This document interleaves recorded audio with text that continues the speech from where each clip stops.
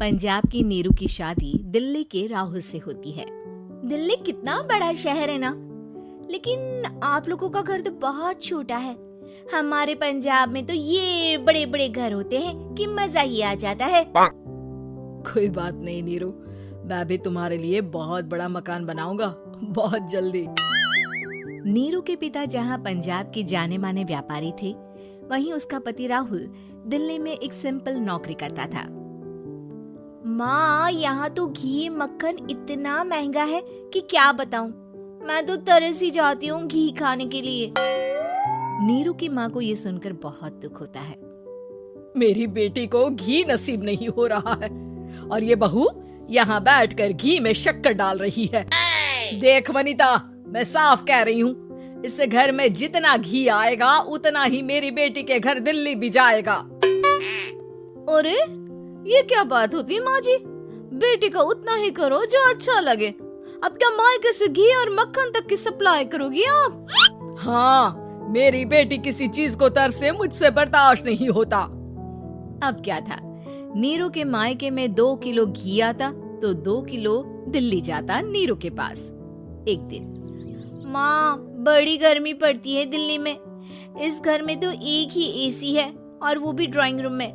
सारा परिवार एक ही कमरे में सोता है। बेटा, वो तो हर घर की कहानी है। यहाँ भी एक ही एसी है। अरे बिल इतना आता है कि क्या बोलूं। तभी वहाँ राकेश आ जाता है। माँ, थोड़ी देर में यहाँ कुछ प्लम्बर आएंगे मेरे कमरे में एसी लगाने। जरा ध्यान से लगवा देना ना माँ। ओए, ऐसे कैसे तेरे कमरे में एसी लगेगा? हाँ राकेश, एक बार बात तो कर लेता। अरे पापा, वो वनिता को गर्मी में नींद नहीं आती। ड्राइंग रूम में सबके साथ सोने में वो अनकंफर्टेबल है, इसलिए।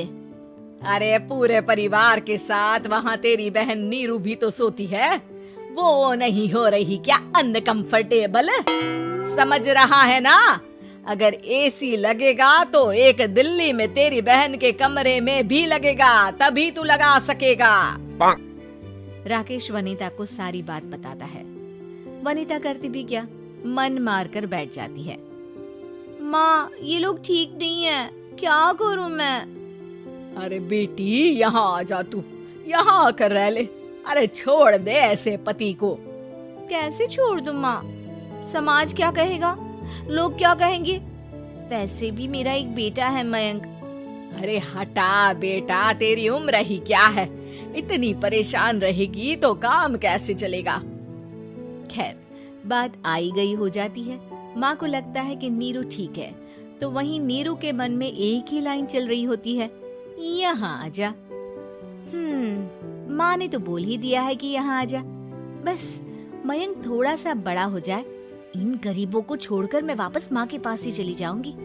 वो इसी सोच में बाजार में चल रही थी कि मैम, आपका दुपट्टा जमीन को छू रहा है।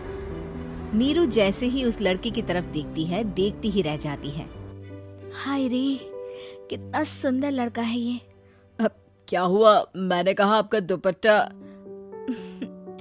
तो खुद ही उठाकर दे दो ना। लड़का समझ जाता है कि नीरू उस पर फिदा हो चुकी है। वो उससे उसका नंबर लेकर चला जाता है। अब क्या था, नीरू और रोहित में लगातार बातें होने लगती है। मैं हरियाणा का रहने वाला हूँ, यहाँ एक बड़ी कंपनी का मैनेजर हूँ। अच्छा, और कितने बच्चे हैं तुम्हारे? बच्चे? अरे मेरी तो शादी भी नहीं हुई है।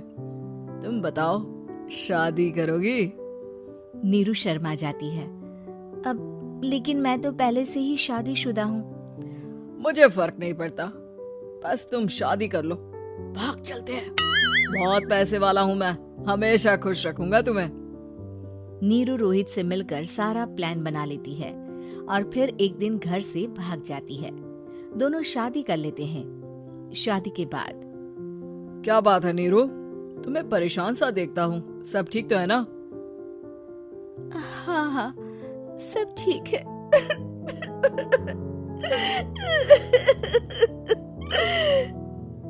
ये कहते कहते ही वो रोने लगती है। अरे क्या हो गया, रो क्यों रही हो? मैंने तुमसे एक बात छुपाई है और वही बात अब मुझे परेशान कर रही है।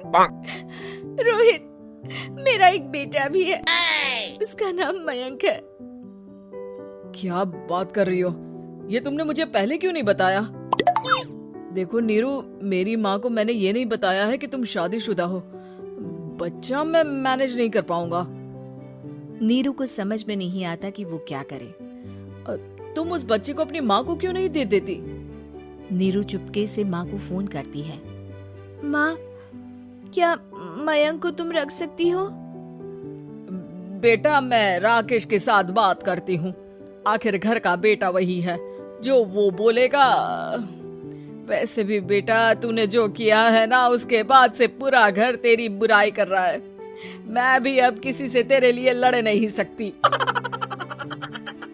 राकेश बेटा, नीरू ने तो जो किया बहुत ही बुरा किया, लेकिन मैं सोच रही थी कि क्यों ना मयंक को हम यहाँ ले आए। तभी वनीता बोल पड़ती है। वाह जी, ऐसे कैसे यहाँ ले आए? यहाँ क्या भंडारा भरा है? और जिस बच्चे की माँ ने नहीं सोचा, उसके लिए हम क्यों सोचे?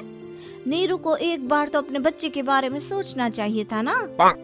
अरे लेकिन तेरे पास भी तो लड़का नहीं है ना वनीता। माँ, वनीता ठीक बोल रही है। कल को वो बड़ा होकर इसी घर का हिस्सा मांगेगा तो हम क्या करेंगे? माँ कहती भी तो क्या, वो चुप रह जाती है। वहीं नीरू का पहला पति कहता है। माँ, अगर आज भी वो वापस आ जाए तो मैं उसे माफ कर दूंगा। बेटा, गरीबी चीज ही ऐसी है, क्या करेगा? तू तो अब मयंक का सोच। वो बेचारा तो बिना माँ का हो गया। मयंक के खातिर तू दूसरी शादी कर ले बेटा। लोगों के लाख समझाने के बाद नीरू के पहले पति की शादी रिद्धि से हो जाती है, जिसके पहले पति से 2 बच्चे होते हैं। देखो जी, मैंने शादी सिर्फ बच्चे के खातिर की है। मैंने भी शादी सिर्फ बच्चों के खातिर की है। वहीं नीरू के दूसरे पति के मन में ये बात घर कर जाती है कि नीरू एक मासूम बच्चे को उसके खातिर छोड़ कर आई है। अब देखो नीरू, मुझे लगता है कि जो औरत अपनी कोख का बच्चा छोड़ सकती है, वो तो कुछ भी कर सकती है। कल को तुम्हें मुझसे अच्छा कोई मिल गया तो तुम तो मुझे भी बाय बाय कर दोगी ना। नीरू को अब उसका दूसरा पति ताने देना शुरू कर देता है।